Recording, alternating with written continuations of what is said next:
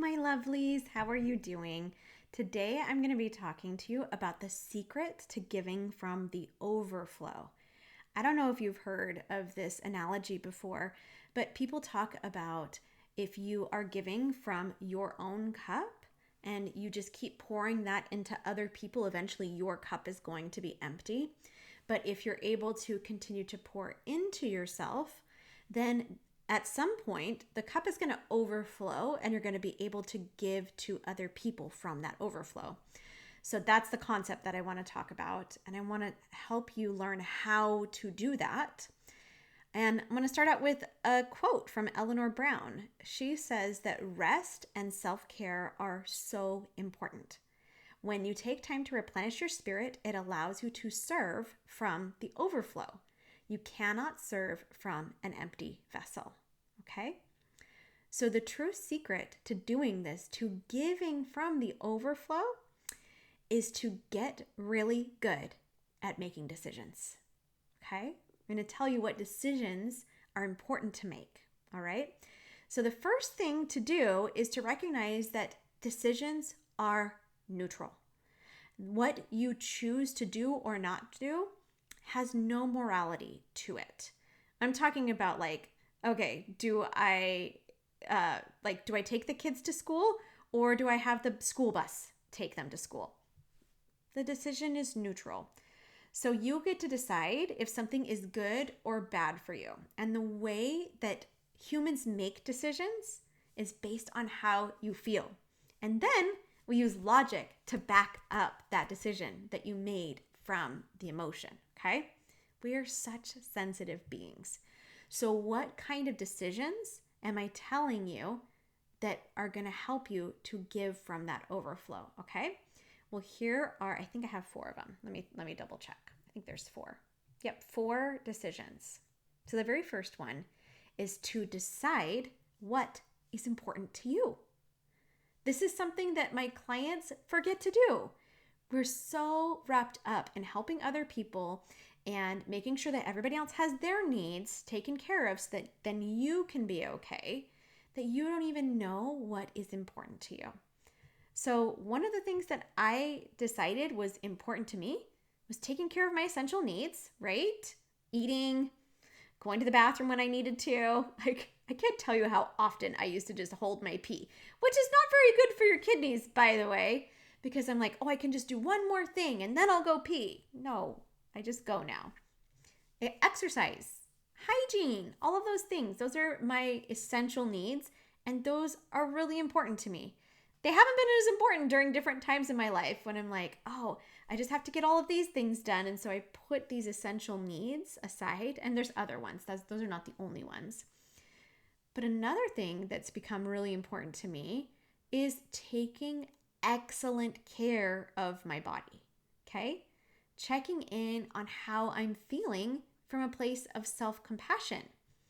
Eating food when I'm hungry and stopping when I've had enough. That's a really internal thing that is a little bit hard to describe to other people. Oh yeah, I'm taking really good care of myself because I'm checking in with my hunger and stopping eating before I feel really overfull and uncomfortable. But it's something that's important to me, that I've decided is important to me. Sleeping when I'm tired. I used to push myself past the tired. I used to push and be like, okay, I can do this one more thing, and then just crash. Now, instead, when I'm tired, I just sleep. And I've set up my life around being able to do that. Did you know that's possible? Okay. Doing fun, nice things for myself, like hanging out with friends that I love, or buying myself a beautiful piece of clothing that I've been like, I really want to get something that fits this description, and just being open to when I'm going to find it. So there's some ways that I take really good care of my body. So what are some things that are really important to you? Decide on it. You probably haven't really even asked yourself this question. So it's something that's really good to ponder on. It's like, what actually is important to me? These are just a couple of ideas, but they form the basis of a lot of the decisions that I make now. Am I going to be able to take care of my essential needs? And am I taking really good care of my body? That's really, really important to me before I start thinking about other things that are important, okay? So the second decision you need to make is to decide to make your values a top priority. It's that concept of if you have a glass that's full of water and you don't make your own values a top priority and you make other people the top priority, you're going to start giving from your glass and it's going to get so empty so quickly and you're not going to be able to help anybody, okay? So stop telling yourself that what you want and what's important to you isn't important, that other people's priorities trump yours. There are times when maybe you do want to just delight somebody else because it lights you up. But there's a difference from doing that from a place of fear, okay? The shift is really subtle. Decide that other people are responsible for their happiness and take full responsibility for you being in charge of your own happiness, okay? So decide to make your values a top priority, okay? Number 3, which by the way, that number 2 one, it can feel really unloving if you are not used to making what you value a top priority. It can feel like you're being selfish and other people might even think that you're being selfish. But that's because they're just used to you not valuing yourself and giving until you're empty, which keeps you from giving from the overflow. We'll get to that. So step 3, the next decision to make is to decide on how you will know if you are honoring your values, okay? This is a part that I think people just kind of skip over. It's like, okay, I know that this is important to me and I know that I want to make my values a top priority, check. But you don't go this one step further to decide, okay, this is how I'm going to know that I actually did honor what it is that I value. So you can use a list of what is important to you. You can make a list of the things that you value and what is important to you. And then you can do a little bit of like backtracking. Look at your actual schedule, how you actually spent your time with, and see like if what you value and what you actually did match up, okay? So you can do this weekly, you can do this monthly, or whatever time schedule works for you. But you need to decide how often you want to check in with yourself. This is so important because otherwise things can get a little wonky. And then you can be like, wait, I'm feeling really depleted. I'm feeling like everybody's taking advantage of me. I'm starting to feel really resentful. Anytime that comes up, it's because you are not making sure that you are valuing your honoring your values, and that reality is matching up with your desires. Okay. You can even do this like a daily thing where you just write out, okay, how did I spend my day? Oh, I didn't make it a priority to exercise. I made sure that my kid got their X, Y, and Z that they forgot from school. And I made sure that I took that to them, but then I didn't get to go do my exercise class because of that. Now, this is not to shame or anything, but just to be aware. It's like, oh, well, maybe in that moment, I'm like, actually I do value taking care of my kids first over exercise, take ownership for that. But if it's happening like every other day, maybe it's like, oh, maybe this is a way that I am actually pouring from my cup that's getting empty and I need to fill it back up. So just be onto yourself about how you're going to decide to know if you are honoring your values, okay?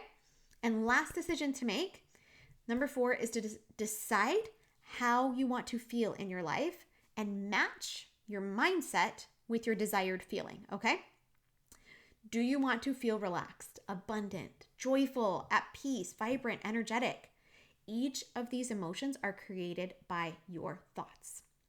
When you learn to live in an expanded parasympathetic state, that calm, rest and digest, tend and befriend, and also at choice state, you're able to relax into those emotions of abundance, joy, peace, vibrance, energetic. You can relax into those emotions a lot easier because you're able to decide on leaning into the emotions that you desire easily and using flow energy. Okay. So, from this state and pouring into yourself, you're going to begin to notice that your needs, wants, and desires are tended to. And from that, you will have overflow. Okay. When people ask for your support, and you're always having to say no because you're like, I don't know if I can count on my energy. I don't know if I'm going to have enough time, or, my body's kind of just like in a funk right now. If you are having to say no a lot, probably you're not giving from the overflow, because when you are able to make these decisions, to make what's important to you a priority and actually follow through on it, you're able to start to say aligned yeses that support you because you want to give to other people. In fact, it will feel so good to you that you won't realize that you're giving so much extra from the overflow until you look back. So I'll give you a little example. This happened to me in my congregation at church. It seemed like always somebody was asking for a meal. Like there was always an email going out. Somebody needed a meal for something. And there was a time when even I was the one that was asking for meals because I was going through some really rough health challenges that I was experiencing, okay? But by slowing down, emotionally caring for myself, and repairing my relationship with my body, which is something that I talk to my people about so much, I realized that I had started to say yes and taking meals to people and not feeling like it was such a taxing sacrifice. It wasn't the very most convenient.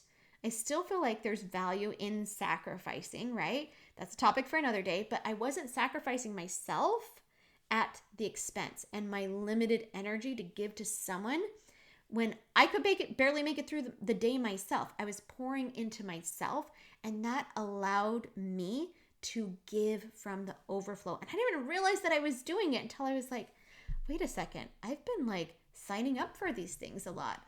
I used to not be able to. And that's what happens. These shifts become so subtle that unless you actually reflect and look back on it, you might miss it. So pouring into myself, and this is what I see with my clients too, when they start to pour into themselves, it allows you to overflow and to give from a state of abundance. So make the decision today, is what I'm going to invite you to do, to give from overflow by caring well for yourself first. And I have a very special present for you today. In the comments, in the show notes, I'm going to link to a free 3-part mini video course on rewiring your relationship with your body. So if you want to get to understand, well, exactly how do I change this relationship with my body so that I can start to say this aligned yes and start to give from the overflow, I'm going to talk even more to you about that.